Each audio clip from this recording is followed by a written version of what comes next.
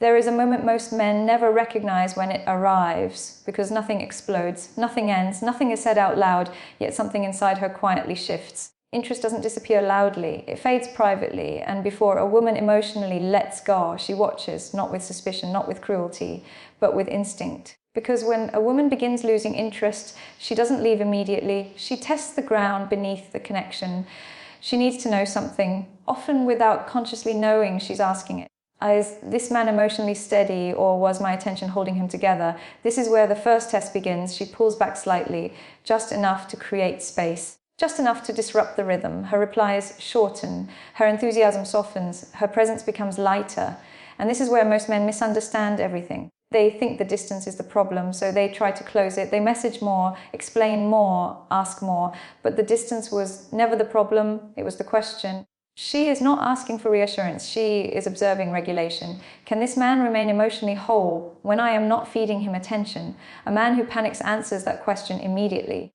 He teaches her that his calm depends on her presence, that his confidence collapses in her absence, and attraction quietly weakens, because desire does not grow in emotional pressure. It grows in groundedness. When a man cannot tolerate emotional silence, a woman feels responsible for his stability, and responsibility suffocates desire faster than distance ever could. So she continues, she becomes less reactive. Your humor doesn't land the same, your stories don't spark her eyes, your validation doesn't arrive. This is not punishment. It is calibration. She is watching whether you need emotional reward to remain confident. Men who chase reactions here start performing. They exaggerate, they seek approval, they try to impress. But attraction does not respond to performance, it responds to presence. A grounded man does not beg to be felt. He allows himself to be seen or not. And when she senses that his worth is not negotiable, something stabilizes inside her, or she realizes she has already emotionally left. Either way, the truth reveals itself. But men who fail this stage often say later, she lost interest suddenly. No, she observes slowly. Then comes the test that feels personal. She challenges you lightly, indirectly. She questions your choices, pushes against your boundaries, disagrees more openly, not to dominate, but to feel structure. She is asking, does this man have an internal spine, or does it bend to keep me? Men who abandon their values to preserve harmony fail here quietly, because attraction requires polarity. Polarity requires firmness. A man who dissolves under disagreement does not feel safe. He feels unstable. So she escalates. She becomes inconsistent, warm one day, distant the next. Emotionally present, then unreachable. This is not chaos, it is nervous system testing. She is watching whether you mirror her instability or remain emotionally steady. Men who chase clarity here lose the emotional frame. They demand answers, they push conversations, they seek guarantees. But safety is not built by certainty, it is built by containment. A man who can hold uncertainty without collapsing becomes deeply grounding, even when attraction is fading. Then comes the test most men misunderstand completely. She pulls back physically. Less initiation, less closeness, less warmth. This is not about sex, it is about entitlement. She is asking, does his desire respect my autonomy or attempt to claim it? Men who pressure here confirm her withdrawal. Men who emotionally disappear also fail. But a man who remains warm without expectation, present without demand, calm without punishment, leaves an emotional imprint, even if she leaves, because women remember how a man made them feel when things were uncertain, and uncertainty reveals character faster than comfort ever will. These tests are not cruelty, they are protection. A woman is not testing your worth, she is testing emotional safety. And most men don't realize they were being tested until it's already over. They think effort will revive attraction, more words, more affection. But attraction does not revive through force, it responds to emotional gravity. If you're listening to this and recognizing patterns you've lived, stay with me. Because what comes next is not about keeping her, it's about never losing yourself again. There is a point where a man finally feels it in his body, not as a theory, but as a quiet tension settling in his chest. Something is changing. Her energy is different. Not hostile, not dramatic, just less available. And this is where the internal battle begins. One part of him wants to reach, to secure, to pull her back into certainty. Another part senses something deeper is being asked of him, stillness. But stillness feels like risk. And most men were never taught how to stay steady inside risk. So they move, they speak. They explain, they believe action equals strength, but here is the uncomfortable truth. Attraction does not respond to motion, it responds to center. A man who cannot stay centered when interest wavers teaches a woman that his stability is conditional. Conditional stability feels unsafe. And a woman's body will always choose safety over desire when forced to choose. This is why she begins protecting herself emotionally. She shares less. She laughs less freely. She stops revealing the soft parts, not because she wants distance, but because she no longer feels held. Held does not mean controlled. Held means regulated. A woman does not need a man to solve her emotions. She needs a man who does not become emotional when emotions arise. This is where most men confuse vulnerability with collapse. They open everything. They pour everything out. They believe transparency will create closeness. But emotional flooding does not create intimacy. It creates overwhelm. And when a woman feels overwhelmed by a man's inner world, she closes hers. Not consciously, not maliciously, instinctively, her nervous system is asking, am I safe here? Or am I being asked to regulate him? The moment she feels responsible for your emotional state, desire begins to shut down because desire requires freedom and responsibility removes it. This is where resentment quietly forms on both sides. He feels unseen, she feels burdened. Neither says it out loud, but the dynamic has already shifted. So she tests again, more subtly this time. She delays responses, cancels plans last minute, becomes unpredictable. Not to hurt you, but to observe your internal reaction. Do you become anxious?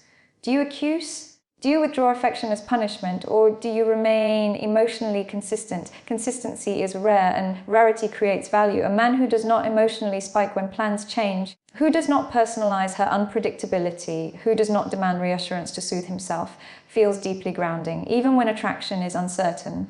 And this is the paradox most men resist. The less you try to stabilize the connection, the more stable you become, and a stable man changes the emotional atmosphere of any relationship, not through control, but through presence. When you stop chasing her emotional state, she begins noticing yours, not because she is testing anymore, but because something feels different, calmer, less tense, less heavy. And women respond to emotional environments more than words. She may not articulate it, she may not even understand it, but her body registers relief. Relief that she is not holding the emotional weight alone. This is why some women pull back even harder when a man starts doing everything right. Because doing is not the same as being. Effort without groundedness feels transactional. Presence without need feels powerful. And power, when quiet, is magnetic. At this stage, many men reach a crossroads.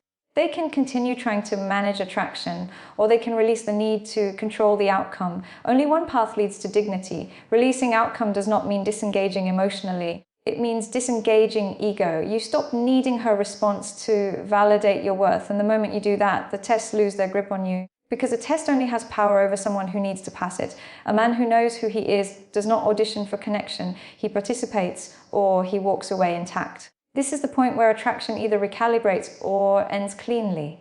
And both outcomes become acceptable, not because you don't care, but because you finally care about yourself enough not to abandon yourself for closeness. This is where emotional maturity is born, not in keeping a woman, but in not losing yourself. And a man who does not lose himself becomes unforgettable even when a relationship ends, because women forget words, they forget arguments, they forget explanations, but they never forget how safe or unsafe they felt inside a man's presence, and safety lingers even after distance, even after time. In the next part, we will move into the final internal shift, the one that ends these tests entirely, and why men who reach it no longer fear attraction fading, because they no longer build their identity around being chosen. Stay here. This is where everything changes.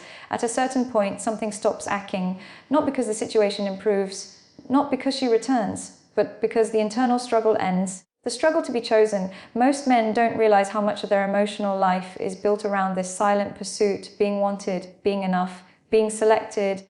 And when a woman's interest begins to fade, it threatens more than the relationship, it threatens identity. That's why the tests feel so destabilizing. They touch something ancient. But the man who reaches this stage begins to see clearly that attraction is not something you earn by proving yourself. It's something that emerges when you stop negotiating your worth. This realization does not make you cold, it makes you calm, and calm is misunderstood in modern relationships. Calm is not distance, calm is self-containment. A man who is self-contained does not leak anxiety into the connection. He notices shifts, he feels uncertainty, but he does not become it. And this is where the final test dissolves. Because the last test a woman unconsciously runs is whether you abandon yourself to keep her. She doesn't ask it directly, she feels it. Will he shrink his boundaries? Will he tolerate disrespect? Will he overextend emotionally to avoid loss? And then most men do without realizing it. They call it love, they call it effort, they call it commitment. But what she feels is imbalance. When a man sacrifices himself to be chosen, he teaches her that he does not choose himself. And a man who does not choose himself cannot be fully trusted, not because he is weak, but because his center lives outside of him. This is the moment where emotionally mature men do something different. They stop over-investing, not as withdrawal, but as correction. They return energy to themselves. They keep warmth. They keep presence, but they remove attachment. This subtle shift changes everything, because now the interaction is not driven by fear. Truth does not plead. It does not plead. Truth does not chase. Truth remains steady even when outcomes are uncertain, and a woman feels this immediately, not as manipulation, but as relief. Relief that she is not responsible for your sense of worth, and when that pressure disappears, something inside her softens. Sometimes attraction returns quietly, sometimes it doesn't. But either way, the dynamic becomes clean, no tension, no resentment, no emotional bargaining. This is where endings, if they happen, stop being traumatic, because trauma does not come from loss. It comes from self-abandonment. A man who remains intact through loss does not carry wounds forward. He carries wisdom, and wisdom changes who you attract next, because you no longer attract from need. You attract from alignment. This is why emotionally grounded men do not fear a woman losing interest. They know that interest built on effort was never stable. They trust that what is meant to stay does not require self-erasure. This trust does not make them passive. It makes them selective. They no longer chase chemistry at the cost of dignity. And women feel this shift immediately, because a man who does not fear walking away does not threaten. He invites authenticity. There is no pressure to perform, no pressure to maintain illusion, no pressure to test. Because the tests were never about control, they were about safety. And a man who is safe within himself no longer needs to be tested. He becomes emotionally transparent without being porous, open but not empty, strong but not rigid. This is the man women describe later without fully understanding why. He felt different. Different does not mean perfect, it means grounded. And grounded men change the emotional landscape of every relationship they enter, even the ones that end, because they do not leave chaos behind them, they leave clarity. In the final part, we will bring everything together, how to live from this place daily, how this inner shift protects you from repeating the same patterns, and how to move forward without bitterness, without fear, and without needing to be chosen ever again. Stay with me, this is where it settles. There is a quiet peace that arrives when a man no longer negotiates his worth, not loudly, not dramatically, but like something heavy finally set down. At this stage, he no longer fears the moment interest shifts, not because it won't hurt, but because it won't break him. He understands something now. That attraction was never the prize, self-respect was. When a woman begins losing interest, he does not rush to save the connection. He observes, he feels, he remains present. But he does not abandon himself. He no longer confuses closeness with compliance. He does not sacrifice boundaries for warmth. He does not overextend to feel secure. And this internal posture changes everything, because relationships stop becoming tests of survival and start becoming reflections of alignment. If she stays, it is because she chooses, not because he convinces. If she leaves, it is without devastation, because he understands that what requires self-erasure to maintain was never meant to last. This understanding makes him emotionally clean. No bitterness, no resentment, no lingering need to prove anything. And women feel this immediately, not as coldness, but as emotional maturity. Maturity that does not demand reassurance, maturity that does not punish distance, maturity that does not collapse into fear. This is why tests stop appearing in his life.